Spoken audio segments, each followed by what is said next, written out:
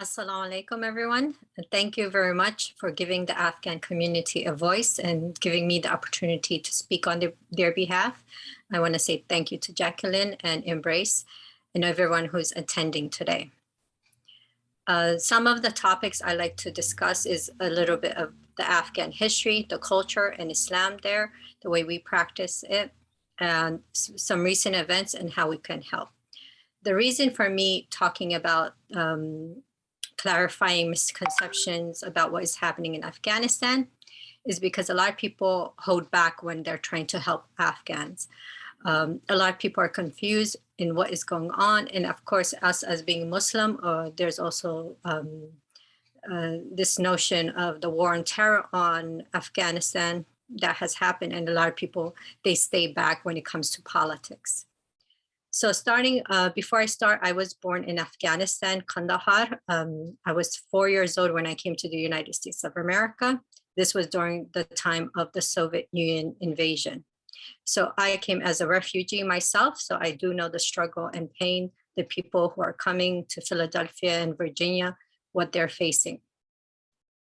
When I came to the United States of America, a church, I believe it was NSC, but I'm not sure if it was them. This organization opened their arms and accepted us to this country and made us live a comfortable life here. So going now back to the history of Afghanistan, I'm not going to go into ancient history, but just in the past 40 to 50 years. There was a big struggle between the United States of America, and at that time it was known as Soviet Union. Now it's known as Russia. There was this competition going on who will be the superpower of the world. They were trying to see who go first into space, who goes first on first person lands on the moon. And at the same time, Soviet Union was conquering land in Asia. And they happened to come to the border of Afghanistan and they wanted to conquer this land of ours. At this time, the United States took heed and realized that, if we don't stop them, they're going to become the superpower. So the Mujahideen, the Muslims in Afghanistan are very passionate about their deen. They love it. That's why, I see a lot of misconception. People are saying, I try to read the comments on the posts that are being shared around. If the Afghans love Sharia law, of course, this is by non-Muslims, that why aren't they staying in Afghanistan? This I'll bring up later again during the discussion. So going back, the Muslim Afghans, they're very passionate, even though if they might not practice the deen to the T, they are very passionate about their deen. They don't let anyone talk in a negative way or bring a new religion into our land. As we know, Soviet Union was a communist state and they were bringing that ideology into our country, and our country people did not like that. The United States of America realized this, that we want to fight for our country. So they gave weapons and money to the Mujahideen. When they did this is during this time, there was a lot of fractions of Mujahideen that worked together to take the Soviet Union out of our country. It was about 10 years this war went on, and finally the war ended. When the war ended, the United States decided that they made the Soviet Union lose, so now it's time to go and leave because we spent so much money, we don't need nothing to do here. When they did this was one, in my opinion, and many other people's opinion, the biggest mistake ever. This was a time to build Afghanistan and not let any type of organization form that will cause later harm later on. At this time, when the Mujahideen were there, Osama bin Laden was there too, helping the Afghans fight Soviet Union. There was a fraction of the Mujahideen who were the students of the Taliban, who later on became the Taliban. So as time went by, there was after the United States of America withdrew their support and Soviet Union left, there was a lot of civil war going on between the Afghan people and the different Mujahideen groups. So this happened about 10 to 15 years, and this is when the Taliban came out and took over Afghanistan.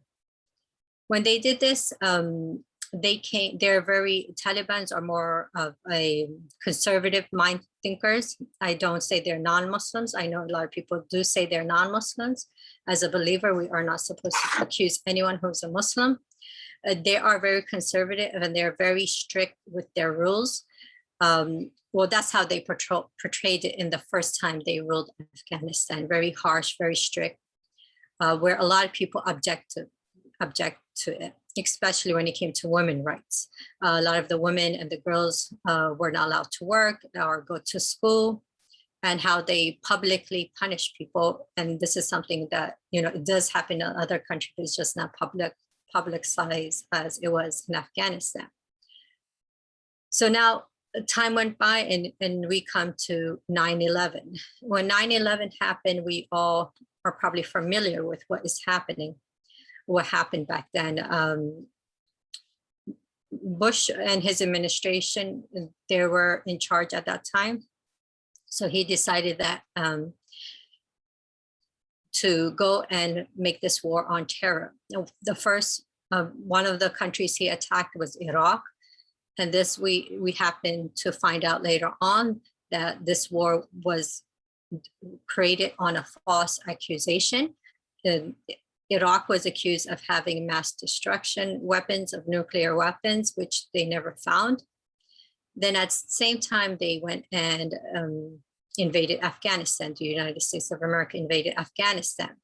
The reason they invaded was that Osama bin Laden was there, and Afghans, the Taliban, were not giving him over. At that time, the Taliban asked for evidence to be given to them that he did create, he was the mastermind behind 9/11, which the United States of America did not give. So they instead went and invaded the country. So 10 years down the line, most of the Taliban power was reduced, and the United States took over, and they helped try to build a democratic Afghan government. And about 10 years later, this is where they found Osama bin Laden and killed him in Pakistan. Then, of course, many years again went by where they're trying to build Afghanistan, build an army, help us.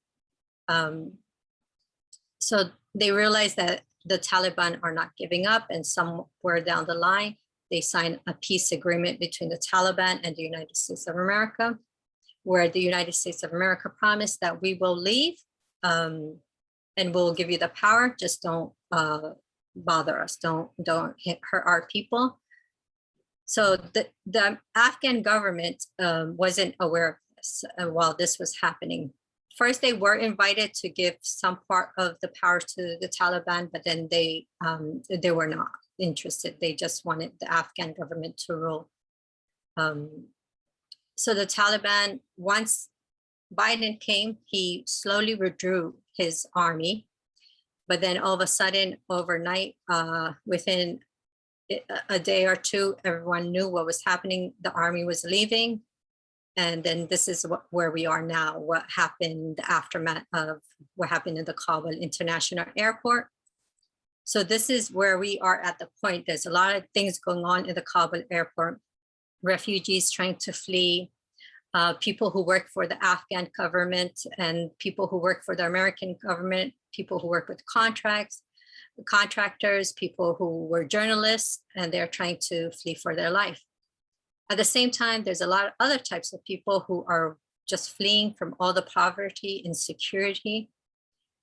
And then, of course, there's also that type of people who are just running away because of the rule, how the Taliban used to rule before.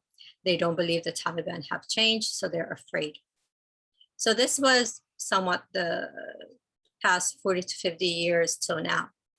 Now, the culture aspect is something we need to understand before we, to better understand what's going on and the Islamic part. Afghanistan is 97 Muslims. We have Sunni and Shia. The upper north is more Shiism there. And the down south, where I am from, is Sunni Muslim. The southern part is more conservative, and the upper northern part is more liberal. We did have the effect of communism. Our people did travel to Soviet Union or Russia to get education, and they would come back. And so there was some part of communism in our culture. Why this is why the reason we have the two different types of mindset in Afghanistan. There's people who loves Islam, but they're more about, you know, just having it in the home with the personal self. And then there's those Muslims who are more conservative, who wants it in the society and in their home at the same time. So now the culture aspect, why didn't the Taliban hand over bin Laden? So the Afghans, especially the Pashtuns, the ethnic group of Pashtuns, there's a lot of ethnic groups in Afghanistan, and Pashtun is the one I come from, is those who speak Pashto. They were actually the original Afghans, and then things changed, which, you know, it needs a whole big discussion of its own, but we won't get into that. So the Pashtuns have this code called the Pashtunwali, which is a code of honor, where one of the code is that when someone comes to your home or to your country for security or as a guest, we take care of them and we do not hand them over to anyone. So the Taliban was taking this into consideration. They had a council meeting called the Loy Jarga, which is when all the tribes people come together. So Afghan is very high on tribalism. So during the Loy Jarga, the Taliban brought all the leaders, all the tribal leaders together to have a meeting. Should we hand over bin Laden? They decided that no, this goes against our Pashtunwali code of honor of handing him over. And at the same time, they were not giving evidence that he was the mastermind behind what happened on 9/11. So at this time, when they didn't do that, when US invaded later on, not that long after, the Taliban did decide to hand over Osama bin Laden. They tried to make a peace treaty with the United States of America, but at that time, the United States of America was no more finding Osama bin Laden. Yeah, that was on the agenda. Now it was also to get rid of the Taliban. And then at the same time, fight for the women of Afghanistan. So the agenda did change once they enter Afghanistan. Do we know the exact reason? Is it just what they told us, or were there was other hidden agendas behind it? Allah knows best. That's what how much I could say. So when it comes to Islam, I did mention that there's the liberal thinkers, there are the conservative thinkers. Of course, Islam is always beautiful, and it's the middle path we all follow. When we go astray, is always we follow one extreme or the other extreme. Now coming to the recent events, there's a lot of propaganda going around. I tried to look at the comments, and the comments coming from Muslims who are not Afghans, are coming from comments coming from Afghans who are against each other's way of thinking. So we also, I forgot to mention that we have two main languages, Pashto or Pakhto, and we also have, it's Dari, but it's like, it's Farsi, but just Afghans like to call it Dari, which is mostly like Farsi, but some a little difference. We also have Pakhto or Pashto in Pakistan, the bordering part, the south part of Afghanistan, and in upper north Pakistan. The reason for that is that part was part of Afghanistan. And then the British, they drew the Durrani line between the Pakhto, the Pashtun tribe, to divide them. And we know all this concept that, you know, divide and conquer concept. So they did divide the Pashtun tribe. And now we see there's a lot of conflict between the Afghans and the Pakistani people. One is because of course, the United States, they're the United States ally. But then at the other end, there's a lot of good people, because especially with my own life story, when we were refugees, there was a 2-year period where we did live in Pakistan, and the Pakistani people, the families there opened up their homes for us and welcomed us. And I've been working with a lot of Pakistani community and I have friends. So it's just, you know, the government's trying to divide us while we are one ummah at the same time. There's a lot of people who are more nationalist, have not a lot of nationalism in them instead of Islam. And this is in the same case for both Afghanistan and Pakistan. And we can also see in other parts of the world. So now when it comes to women's rights and Taliban and how are they ruling when it comes to this. Of course, those who do have some understanding, if they're a student of knowledge, Islamic knowledge, and those who are alims, they would know that certain things they do are very extreme, or they are mostly from those who are Afghan can tell that they're following a culture. For example, the hitting and the beating. This is not something that the Prophet ﷺ ever practiced. We also know from one of the hadiths of the Prophet ﷺ, when he was ready to go out for battle, there was one man who was out of line and he had a stick with him. The Prophet ﷺ had a stick with him and he pushed him back with the stick in his chest area, which hurted the young gentleman.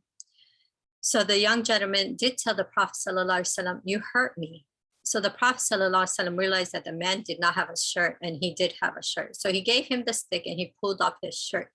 And he told him, here, hurt me back. So this is just a simple concept that we could see that the Prophet ﷺ didn't like causing pain to anyone.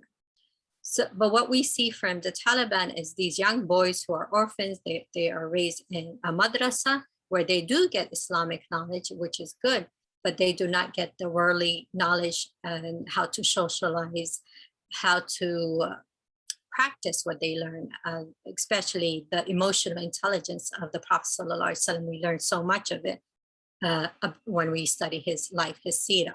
We don't see that aspect in the young boys who are out on the street with their whips and sticks. So now, those who might be from parts of Asia, we know that in our culture, not just Afghan culture, people do, for example, police officers or those from the army or teachers, they do beat up people. So it's a normal thing there. Is it a right thing? No, it's not a right thing. So it's a normal thing that happens in our countries around Asia. Probably even happens in Africa, the continent of Africa. So even it happens here too. You know, we see sometimes the police brutality, right? But sometimes people want to emphasize more on people who are Muslim and bring it to the world to make it look like we are barbaric and we like to terrorize people. So this is more of a culture aspect, because I talk to a lot of Afghans, even though I wasn't raised there, you know, they share a lot of the culture and our way of life there. And a lot of these young children, these young boys, when they're in the madrasa or the Islamic school, they do get, there's sticks next to the teacher and they will whip them. Is it Islam? No, it's a culture practice. So we have to point that out to non-Muslims and who are non-Afghans, thinking that are young children who think this is Islam, when in reality it's just a culture that the Taliban have put into practice. Of course, in Islam, there is different ways to, when people study the Islamic law, they know there's a different way of punishment. We don't just go around and punish people with a whip. There's certain criteria, there's certain ways to find the person guilty with evidence that this person has committed this crime and he deserves this punishment. If we study the life of Muhammad sallallahu alaihi wasallam and all the companions that came after him who ruled, we'll see the justice that they ruled with. Very few were executed, very few were whipped. It's very lightly. There's a lot of rahmah and mercy. And I believe the Taliban needs to realize this, that this time our people need a lot of rahmah, because they've been in a 40 years of war and conflict, and our country is not going forward because a lot of other parts of the world decides to take our country as a weak country. But in reality, our people are the strongest, as we can see in history. They are the ones who do not let any empire rule their country. They have a strong personality. They're very in love with their deen. They do not let any type of kufr come into their country. These are things that one needs to consider and understand before they make a post or decide to help or not, because a lot of people are skeptic of helping. And this is sad, because if we just take the time to sit with these people, you just listen to their trials and tribulations they have gone to, your heart will break for them. Yesterday, I was at the 11 o'clock flight that came into Philadelphia International Airport, and these people that were coming out, the Afghan people, the refugees, when they were coming out, you could see it just in their eyes. You know, just look into their eyes, you could see the pain, the struggle they've been through. Is it all because of Taliban? Maybe. Is it all because of the United States of America? Yes, maybe. So it could be, we could point the fingers at many people. But in our time, we need to see what kind of power I have to make the ease better, make the pain ease for these people who have been struggling for so long. Yeah, there's a group of people who could fight for justice and right. They have the skills, they have the power to make that possible, to put people to court for the wrong they did to the innocent people of Afghanistan. But then at the same time, we also have a humanitarian crisis right now where we need to help our people, the people from our Ummah, the Afghans in Afghanistan, and those who come here in the United States of America or other parts of the world as refugees seeking shelter in these countries. At the same time, there are great non-Muslims who have been. Yesterday when I was there were many non-Muslims who were offering their support. And at the same time, I see non-Afghan Muslims who do offer their support, which is very appreciated by the Afghan community here and in Afghanistan. So at this time, I believe it could be Q&A. All right. Brother Kenneth, would you mind pausing the recording?